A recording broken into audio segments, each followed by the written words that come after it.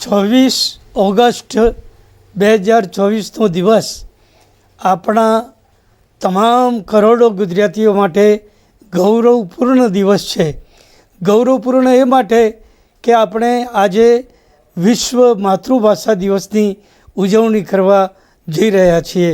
આજનો દિવસ તમામ ગુજરાતીઓ માટે ગૌરવનો દિવસ છે અને આપણી ગુજરાતી ભાષા માટે પણ ગૌરવનો દિવસ છે.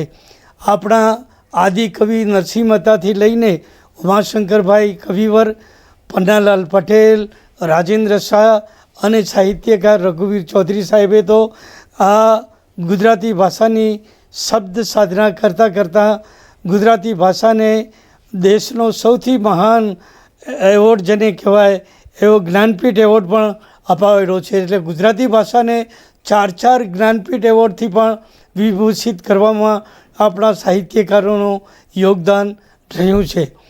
એક મુક્તકમાં તો કહેવાયું છે કે ભાષા છે મધમાતી બોલો, ભાષા છે મધમાતી બોલો, ગજગજ ફૂલે છાતી બોલો, હોઠે હોય ગમે તે ભાષા, હોઠે હોય ગમે તે ભાષા, દિલથી તો ગુજરાતી બોલો.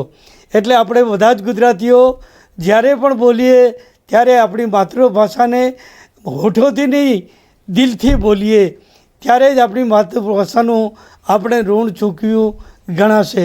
વિશ્વમાં વસતા તમામ ગુજરાતીઓને હું આજના વિશ્વ માતૃભાષા દિવસે અનંત, અખંડ અને અઢળક શુભેચ્છાઓ પાઠવું છું. કવિ મુસાફિર પાલનપુરી તરીકે આ નગરમાં જન્મેલા આધુનિક સાહિત્યના શ્રીમોર એવા ચંદ્રકાંત બક્ષીને પણ આપણે યાદ કરી લઈએ.